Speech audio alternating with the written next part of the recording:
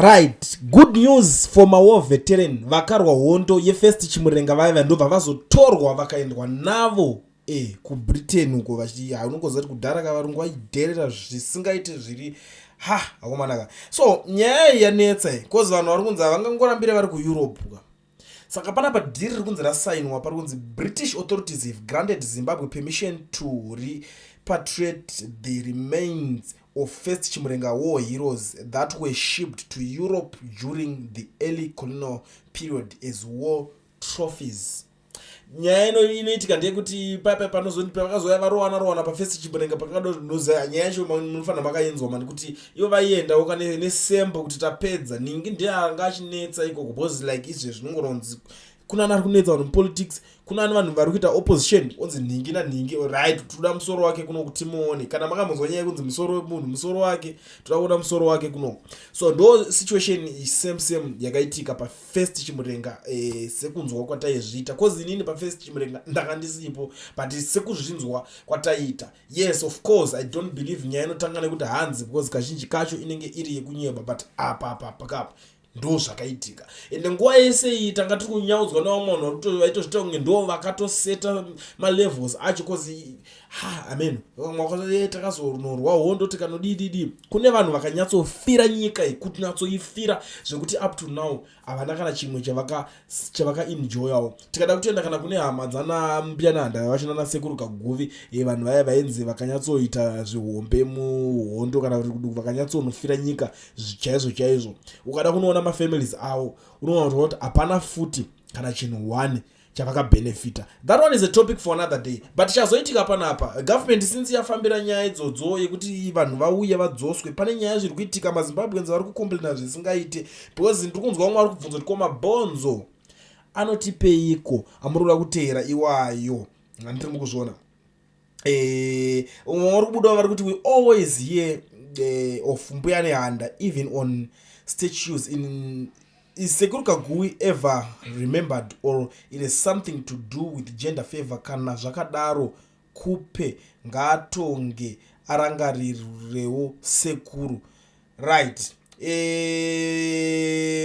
papanyaya iyoyi it's something else but the good thing is that permanent secretary of information wekuZANU-PF ikoko ari kubuda ari kutaura kuti Sekuru Kaguvi agreed to be baptized to Sebastian while Mbuya Nehanda remained defiant and Mbuya Nehanda is the one that issued the iconic and prophetic treat of Bones Rising which inspired the second chimurenga mapfupa anehanda achamuka so pari kunzi umwe yakazobvuma kubhabhatidzwa saka ndosakasirunyewa ungorangarirwa zvekudaro but uyu akabhata aiwa inini ndikutoramba nditongori kwandiri ikoko ndichitongore zvandanga ndichingoita pari kunzi that is the reason why Sekuru Kaguvi vasinganyanyori kutaurwa nezvavo kuti unozotoenda nekuna Kaguvi uko uzviona ndo ana Sekuru Kaguvi wacho chitakazokwanisa kuwana unzoona Kaguvi but ana Nehanda street mawazake mana Nehanda street vakangozara ende Mbuya Nehanda kwese tikungonzwa nezvazvo tikungonzwa nezvaMbuya Nehanda so ndo the situation yakatambika ipapa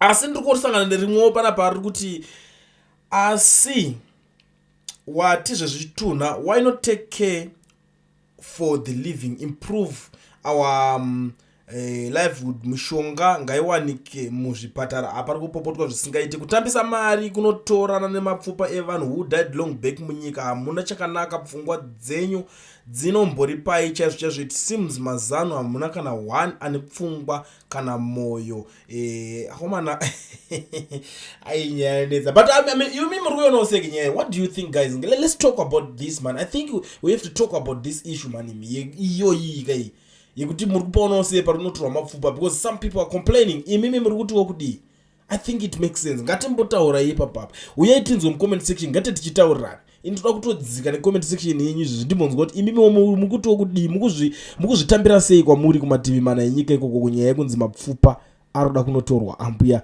anambuya Nehanda iwaya mapfupa akatakurwa akaendwa nawo pari kunzi ayo ivo vazobvunzwa kuti vaite se vamatakura. But what I know is I don't think kuti zvingakosta kana mari yakawanda kana kuti zvinezvi zvinganyanya kutorera nyika mari zvekutodaro. I don't think so. But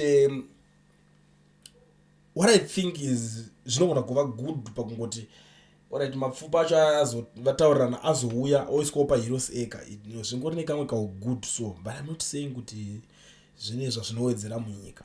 Personally ndiri kuona uri mwesaidhi renyaya zvinokwanisa kuinspire the next generation. Ndo that's why mukuona ini ndikuzvisapota ndikuzvisimbisa zvekuti kana ari mapfupa awo ngaauye. Why zvokwanisa kusimbisa next generation isusu tikuti pamberi nehondo yacho pamberi nehondo.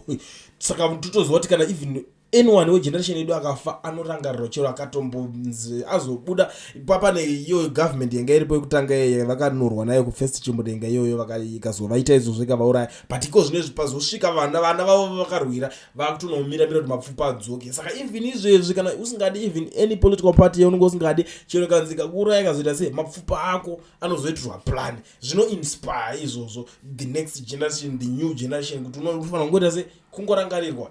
For the past I don't know makore mangani ava pana akambofunga kuti arigedza tidzifambire nyaya idzodzidzi. Zvinhu zvokuti zvazvane makore akawandisa zvaitika but havana kumbofunga kuti gedza tifambire tinoita sei tinomatora handiti. But I hope they are not loaning them back like they suggested for the Benin statues they looted from Nigeria. They must also commit to return original bird sculptures.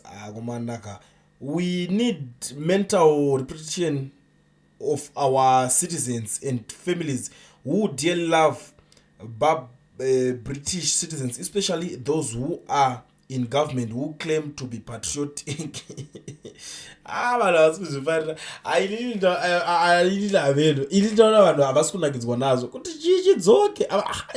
don't know.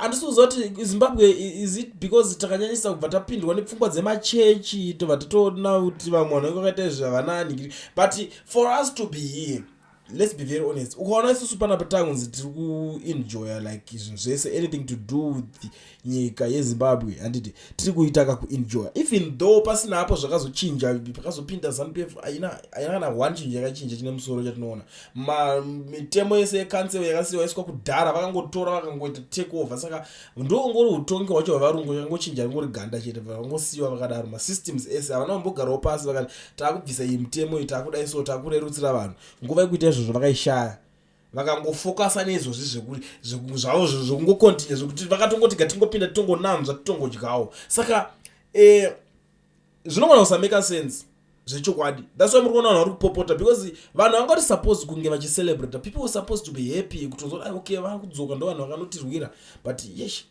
zvisvika pa the extent yekuti vanhu havasi kana kufara. But the issue now yandiri kuona it's not about mapfupa aya ari kunotorwa no, but nyaya iri kutoitika ndeyekutoti inini ndakazvitarisa ndeyekuti vanogona kutodzoka vakatomuka zvipoko vakuti saka ndonyika yatakafira here izvo yave izvezvi.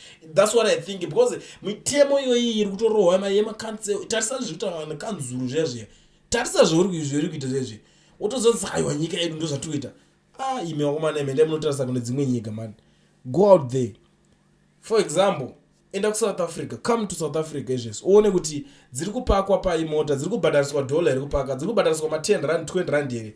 You park for free for the whole day in town. Wotoita zvauri kutoita unotouya kubasa nemota yako upaka. But in Zimbabwe it's a topic for another day. You have to pay kana uchifamba nemota kuya nayo kunoipaka you have to pay mutero wacho you have to pay zvakanyanyisa ne-radio license by Ginya whether you like it or not whether une chi kana kuti saka ndikuti vakatodzoswa vanhu ava inini kaka in my own opinion vanogona kutopopota kuti saka ndizvo zvamakazi zvatakafira izvozvi chi chakadaro icho.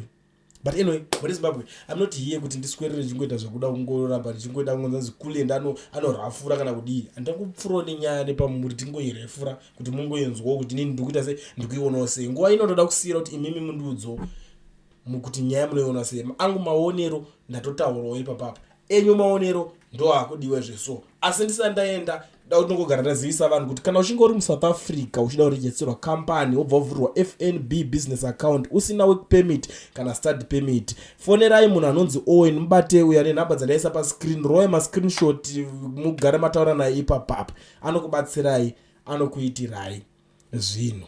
Anditi Owen education research zvekuti iwo uchazoswera uchiviral kana kuti uchinzi hauna work permit or study permit dzanyaya dzekudhara. For now ari kwanisa kukubatsira nepassport yako yakapinda nayo munyika yeSouth Africa ino. Zvinonge zvokangopinda muSouth Africa muno neringini chete wakukwanisa kubatsirikana. Saka garai manobata Owen akuitirei.